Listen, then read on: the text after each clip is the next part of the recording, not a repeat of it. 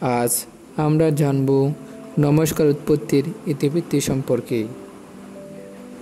নমস্কার হচ্ছে বৌদ্ধের যুগ হতে প্রচলিত সনাতন ধর্মাবলম্বীদের ব্যবহৃত অভিবাদন সূচক শব্দ।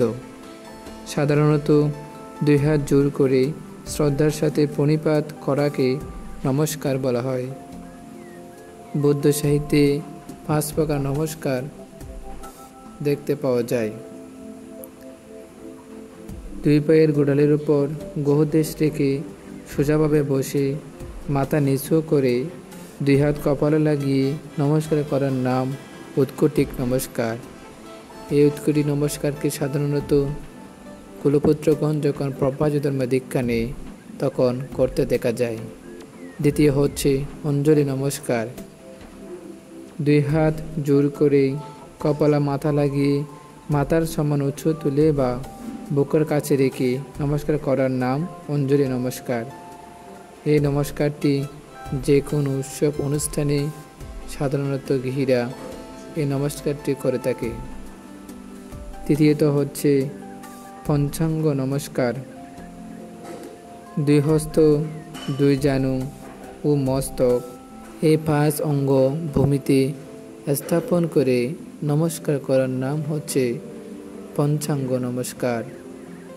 এই পঞ্চাঙ্গ নমস্কারটি সাধারণত বৌদ্ধ উপাসক উপাসিকা বা যে কোনো সম্প্রদায়ের মানুষগণ যে কোনো উৎসব অনুষ্ঠানে পূজা অর্চনা করতে বা কোনো বেদিতে যখন কোনো কার্য সম্পন্ন করতে হয় তখন এই পঞ্চাঙ্গ নমস্কারটি করে।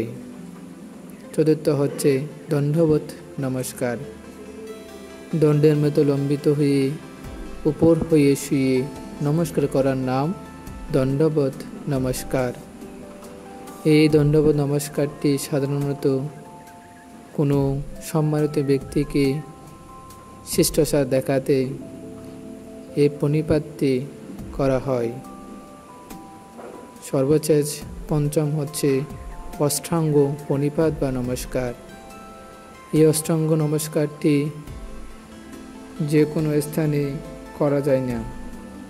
2 পায়ের অগ্রভাগ, 2 জানু, 2 হাত, নাকের অগ্রভাগ ও কপাল এই অষ্টাঙ্গ ভূমিতে স্থাপনকে নমস্কার করার নাম অষ্টাঙ্গ প্রণিপাত বা নমস্কার।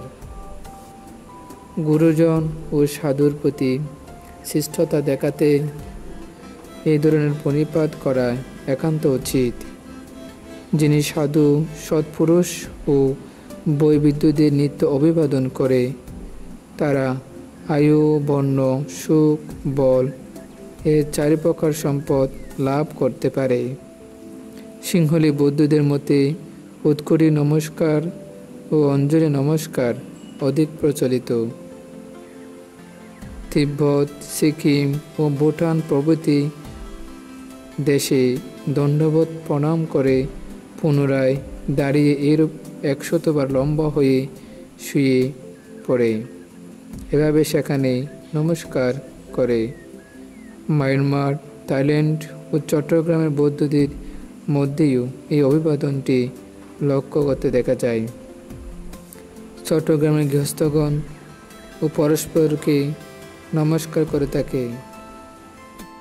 সাধারণত যে কোনো উপাসনালয়ে অথবা কোনো উৎসব অনুষ্ঠানের মধ্যে গুরুজন ও সাধু ব্যক্তিদের প্রতি শিষ্টতা দেখাতে তাদের প্রতি সম্মান প্রদর্শনের জন্য এই ধরনের নমস্কার করা অতীব জরুরি।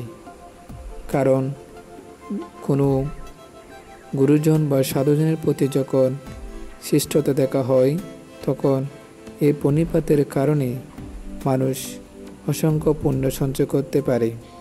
সেই পুণ্যের কারণে মানুষ দীর্ঘজীবী হয়ে বেঁচে থাকতে পারে। আজ এ পর্যন্ত। পরবর্তী ভিডিও দেখার জন্য অনুরোধ রইল। ধন্যবাদ।